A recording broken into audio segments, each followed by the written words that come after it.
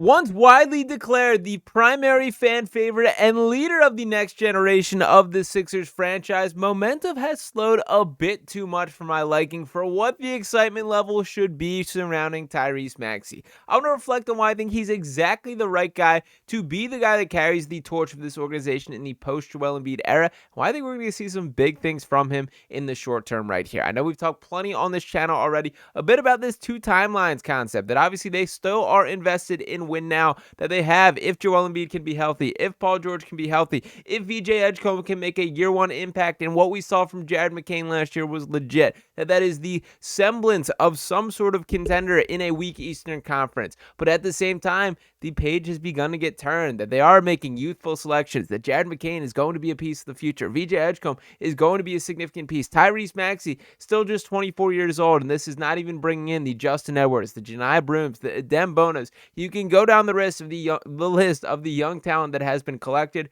but Tyrese Maxey is sort of the center of all of this. Now, the reason that I say that directly here is he did hop on what was called the Deep 3 podcast to talk a little bit about his role within the Sixers organization, expectations moving forward, what he's working on, and everything in between. And this quote really resided with me right here. And what he said, quote, that I'm just happy to be the leader of that young core. One thing that I'm going to implement from day one is that we're going to work. I had VJ and Trendon Watford in the gym at 6 a.m. I want to keep it fun. I need them to be happy, but we're going to compete. When we get on the court, our one goal is to win. And this is the number one thing that I think will be different. Of all the quote-unquote stars that we've seen, homegrown stars for this Sixers franchise, Tyrese Maxey has far and away the best work ethic here. This is a guy who's been in the gym constantly. He's always posting the 5 a.m. in the facility, doing extra work with Drew Hanlon, getting reps in after the game. The Doc Rivers, during his rookie season, talked about they had to take his key card away from him because he was getting into the building too much and not giving his body a chance to rest. That is the exact type of identity that we want around this youthful, young core, guys filled with excitement and energy, with a hunger to get better. He's the guy that can spearhead all this. And this is not a ringleader here. This is not a Udonis Haslem situation. This is a dude that very well should be the best player on the team for stretches next season. And even in what was a lost year last year, Tyrese Maxey still taking some strides in the right direction. That across the season last year, he played 37.7 minutes per game, 26.3 points, 6.1 assists, which is a huge leap there. 3.3 rebounds, 1.8 steals per game. His shooting efficiency did dip, shot 43.7% from the field, 33.7% from three. But let's not forget in the context of that this is the same Tyrese Maxey was fighting through a hand injury to the point where he was shooting with 3 fingers, that he had to rework his entire shot form just to continue to be on the court. It is malpractice that was allowed to happen from a Sixers organizational standpoint, but that is still a credit to Tyrese Maxey to continuing to battle through in a way that we can have all our doubts about the mental and physical weakness of some past stars here. Ben Simmons, certainly a guy that pops to mind, that if you give a fraction of the work ethic that Tyrese Maxey has and put it in the raw skill set and athleticism that Ben Simmons possessed, that is a guy who is a no doubt Hall of Famer right there. But Tyrese Maxey is a guy that I could not be more certain about is going to maximize who he is as a basketball player. That whatever his ceiling is from a growth standpoint, from how good can he fully become, he is going to reach it and check that box here. And that's the exact type of personalities, influence, leaders that you want in this locker room here. Now, there's a couple other quotes that I did want to highlight here as he gave his love to a couple guys. Number one right here with Joel Embiid specifically. And he was asked about playing with Joel, and he said, quote, "This dude is special. I was just talking with my little brother and one of my best friends. We were just messing around. Like, have you ever seen Joel do a jump hook?" And he found some clips of him doing a jump hook. And he also found some of him doing step backs and between the legs and hezzy pull-ups. And I was like, this dude's special, dude. Like, I'm just blessed to be a part of some of the best moments of his career. And I can't wait to see him get back out there. I love every part of this quote. And both these guys, Joel and Tyrese directly, have been very much on record talking about how Embiid was the first guy to truly believe in him. Let's also not forget that it was just this time last year where Joel Embiid was saying that Jared McCain looked like the best player on the Sixers roster during training camp here. I was thinking that this was to pump his trade stock, but nonetheless, it seemed legitimate when he did step on the floor here. There also was a nice quote that I did want to highlight from Tyrese Maxey on his former backcourt mate in James Harden there. What he said about Harden directly is, quote, "The biggest thing I learned is I know James Harden, and I know people aren't going to say he sacrificed, but he sacrificed. He gave up some of himself for the team, for the betterment of the team.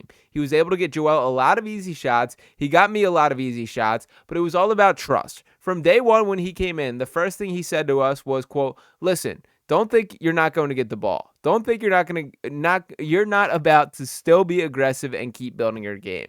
His first instinct was always, whether we scored or we didn't, he was going to pitch it ahead to me and let me score in transition. Play that one-on-one game. Shoot, whatever that case may be, then I'd get it back and it would just flow from there. And it is kind of cool to me to see the way that Maxey has continued to show love to James Harden. Joel, in his story, his big ESPN article, talked about how Harden does not talk to him anymore, was one that tugged at my heartstrings a little bit. And I don't think Harden should feel any sort of way towards Joel. I find it very hard to believe that Embiid would ever be the guy that say, nah, I don't want him back. That I think that was a front office / Daryl Morey call, and ultimately history will tell whether that was the right decision or not. I personally will continue to side with Morey on this, that I saw the evidence that I needed to say, I don't believe we can win a championship with this guy being as important to the Sixers team as is going to be the case. The Clippers, for all the credit that they've had and for the success that they've had organizationally, with Harden being a key part of that, they have not gotten over the hump either, and I don't love their chances. What James Harden is a guy who's a great floor raiser, a great system, a guy that you plug and play on just about any roster, and that is going to be a winning basketball team. But what James Harden isn't is going to be a dude that shows his best when the lights are the brightest there. That there is something that regardless of who you surround him with, you are going to be completely dependent on whether or not those step back threes come in.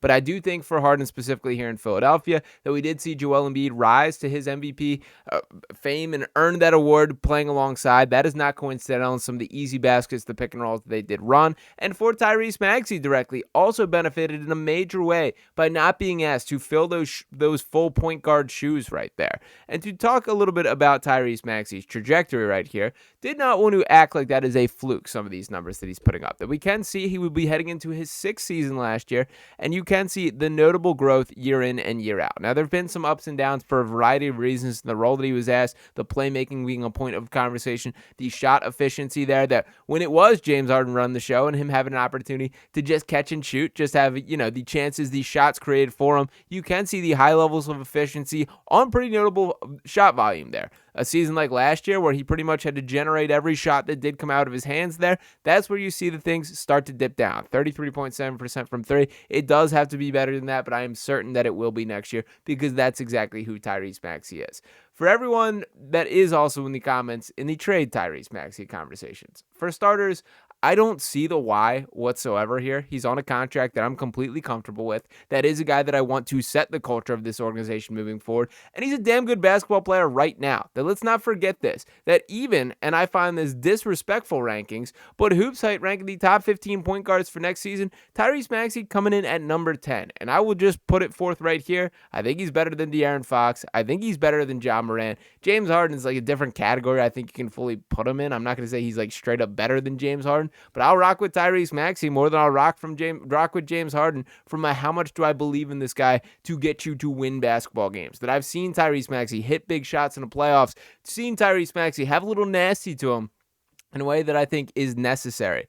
To look above that list a little more, you're telling me you don't think Tyrese Maxey is better than Trae Young? Really? I know statistically Trae Young's off the charts, but I've also seen that man try to defend any functional NBA player, and it does not go quite well. For all the concerns about Tyrese Maxey as a defender, he turned himself into at least a league average NBA defender over the past 2 seasons, and I would argue slightly above that. I'm not going to say he's Steph Curry. Cade Cunningham, I think, is crazy that he's above Steph there. Jalen Brunson, I do see a world where Tyrese Maxey can be better than Jalen Brunson. I just do. I know understand the Knicks fans will probably be hopping in the comments right here, but Maxey's going to be a better shooter than Brunson. He is right now, I would argue, even though last year was a little bit of a down season. You cannot teach the raw downhill speed that Maxey does possess, and I think defensively he's going to be notably better than Brunson as well. There is like a point guard feeling that Brunson has, or a control over the game that Maxey has yet to master. There is like a get to your spots and the sort of post skills that Brunson has and overall polish to his game. There's no doubt that currently Jalen Brunson is better than Tyrese Maxey is at this very moment, but I would take that bet if we're looking in the long term and betting to the future. And that's exactly why I'm not trying to trade this guy.